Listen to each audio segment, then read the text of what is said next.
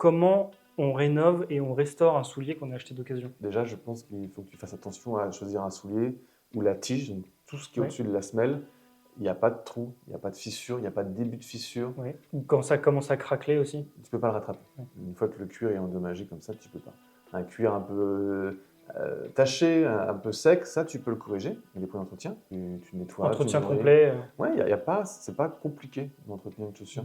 Et finalement, un entretien simple, comme on le propose de faire vraiment, tu le fais sur un soulier à rénover, ça fonctionnera aussi très bien. Et c'est même plus important parce que souvent, le réflexe que je vois, c'est ah, il faut regarder si le talon n'est pas complètement bouffé, s'il est bien droit. Mais en fait, ça, vous pouvez le faire changer assez facilement par un cordonnier, d'autant plus que vous pouvez ressemeler si jamais il y a un bon montage. Il faut quand même faire attention à acheter un soulier d'occasion où il n'y a pas eu trop d'opérations de cordonnerie. Tu peux le faire après, alors déjà c'est un coût, Ouais, bien sûr. parce que le ressemage peut vite te coûter le prix de la paire en seconde main. Une paire qui a subi trop de réparations avant que tu l'achètes, c'est une paire qui a été abîmée.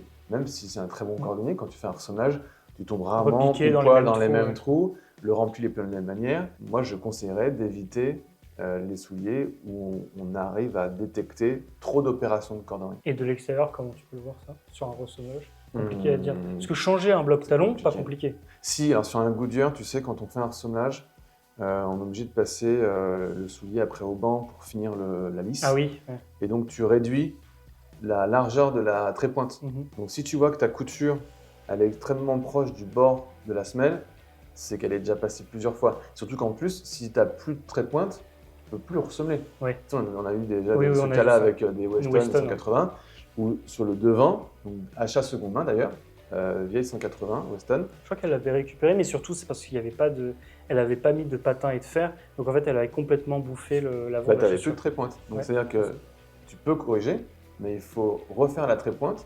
Une trépointe sur un cousu Goodyear, tu vois, c'est à la main. Et donc, ça, cette opération plus un ressemage, c'est très cher, quoi. Autant en acheter une neuve. Ouais. Donc les points à vérifier quand on achète un soulier de seconde main, c'est, toi tu parles surtout de la tige, voir s'il n'y a pas de soucis, Ouais. s'il n'y a pas eu trop d'opérations de Cordon, ressemblage. ouais. Après les blocs talons, patins, ça tu peux le C'est un bloc changer. talon, ça. tu peux changer 100 fois, c'est pas un problème. C'est surtout le ressemage, tu vois. Si la chaussure a été ressemée 2, 3, 4, 5 fois, Oui. tu vois la trépointe, elle a diminué, ça ne veut pas dire que tu ne peux plus la ressemer. C'est-à-dire que le prochain ressemage, c'est une trépointe en plus à coudre et c'est un vrai budget. Et il faut trouver le cordonnier qui sait faire Qui ça. sait le faire et qui veut le prendre. Ouais.